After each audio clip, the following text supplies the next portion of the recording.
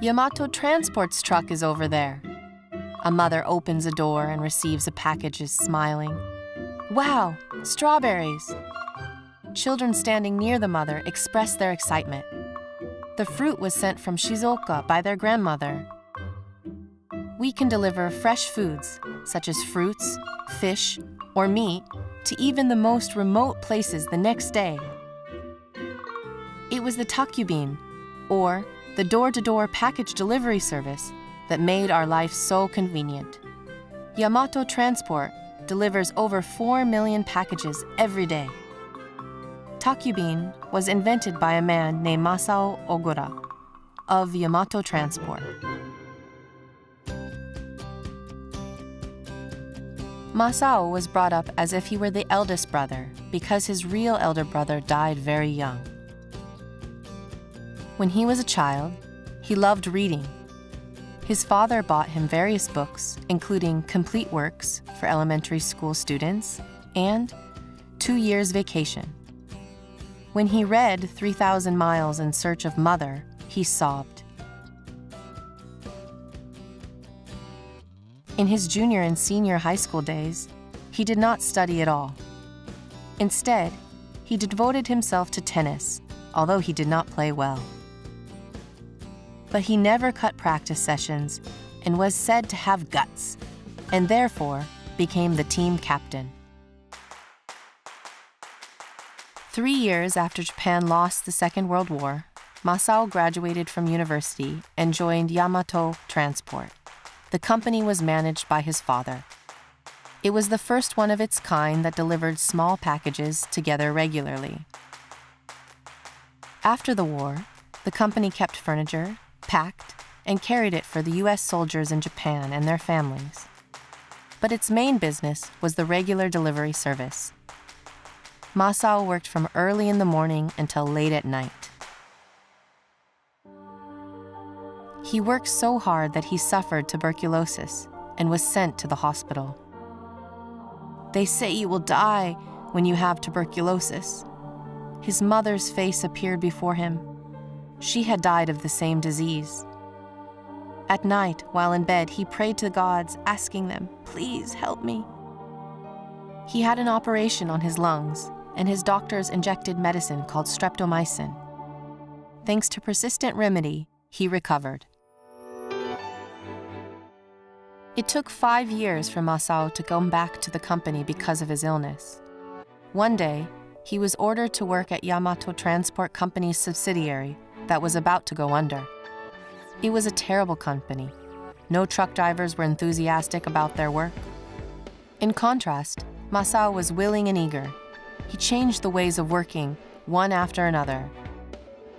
One of the problems it had was that drivers had caused several traffic accidents. They had been forced to work much more than they physically could.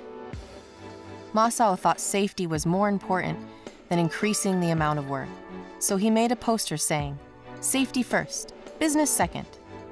From this point forward, drivers started to enjoy their work.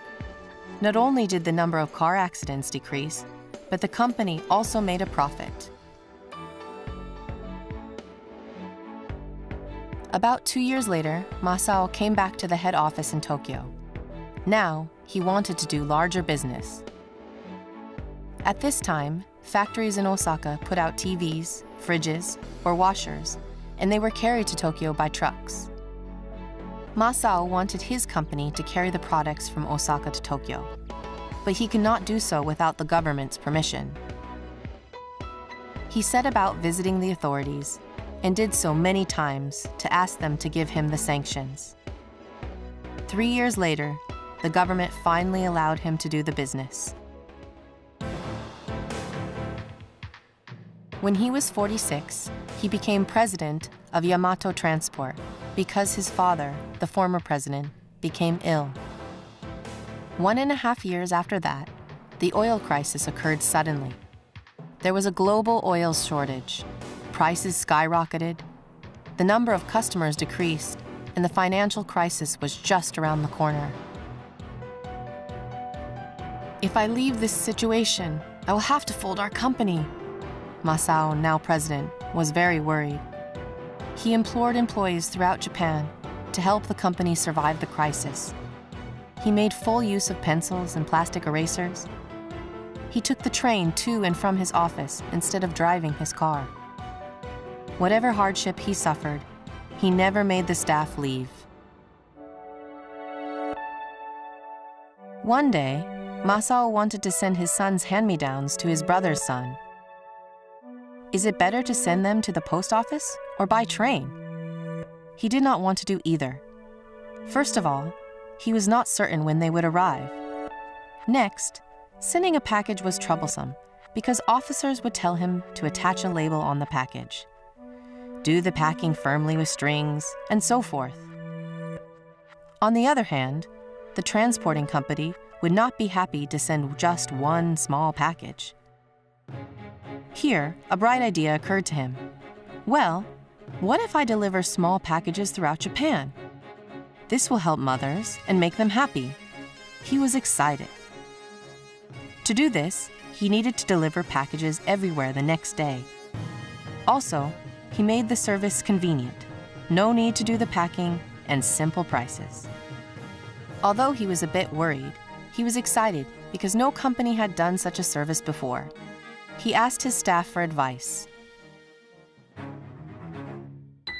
When Masao started to explain his plan to the board of directors, they all disagreed with him.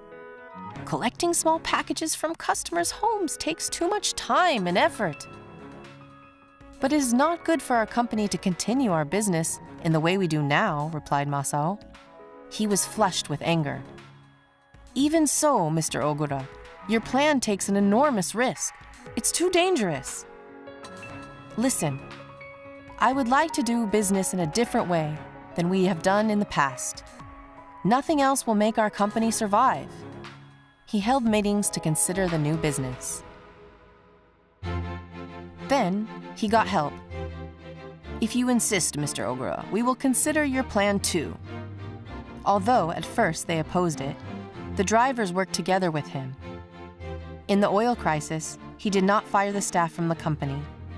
They thanked him for it, and that was why they believed in his plan. He was very encouraged. He persuaded the directors and made his detailed plans through 2 months' meetings. Here comes new business. What is the name? Masao once again asked for advice. Delivery to your home, speedy, convenient. These were the characteristics of the service, so someone suggested the name Takyubin. That sounds strange, like ping pong. Many felt this way and opposed the suggested name. I don't think so. That is easy to remember and say, said Masao. He decided the name of the new service, Takyubin. In 1976, the Takyubin started, but the result was disappointing. Masao got only 11 packages throughout the Kanto area on the first day. But he was not worried. He was sure he would get many orders if he continued with good service. Service first, profit second. He taught this to the staff thoroughly. He also asked sake and rice dealers to work together with him. They collected small packages. Mothers often went to their stores to buy soy sauce, sake, rice, and so forth. When they wanted to send their packages, they just needed to take them to the stores. All Yamato drivers had to do was receive the packages the dealers had already gotten. The drivers changed their point of view. At first, they did not like to take charge of Takyubin because large-sized truck drivers were highly regarded, while small-sized truck drivers were looked down on. But when they carried packages to customers' homes, the mothers thanked the drivers so much. They were surprised to hear thank you from the mothers and felt happy. Now they were enthusiastic about and proud of their jobs, Takyubin.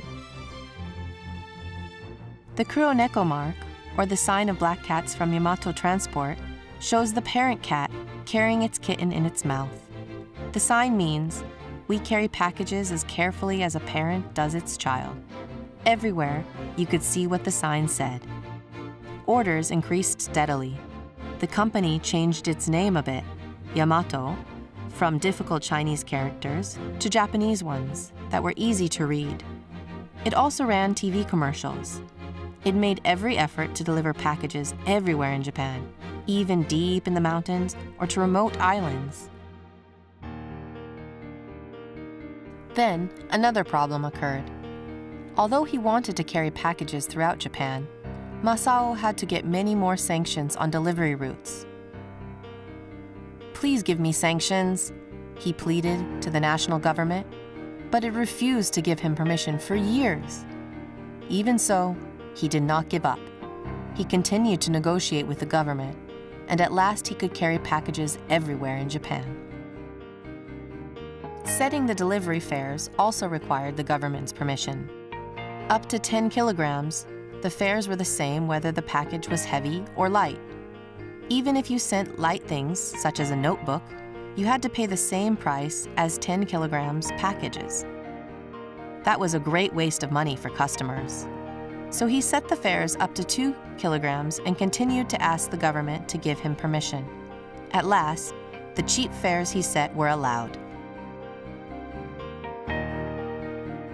How can I make customers feel more convenient? Masao always thought about this. It would be tough to carry large packages such as golf bags or skis from home. I'd like to eat fresh fish, meat, vegetables, and so on. While these ideas came to him, he sometimes listened to the opinions from the staff at the job site. Ideas came to him one after another, how he could carry on with what he had wanted to do. When he was young, he got over a serious illness, and he became mentally tough. Thanks to this experience, he always devoted himself to work and never gave up even when he was met with opposition. He created takyubin for the first time because he did what he believed he had to do. Now, everyone in Japan uses takyubin to send their packages. President Masao resigned when he was 62. "I want to do what will help everyone," he thought. When he was 68, he launched Yamato Welfare Foundation with his money. One of the activities was to open a bakery in Japan called Swan Bakery. The bakery has 28 shops throughout Japan now. There, those facing challenges can bake bread, get paid, and make their living on their own.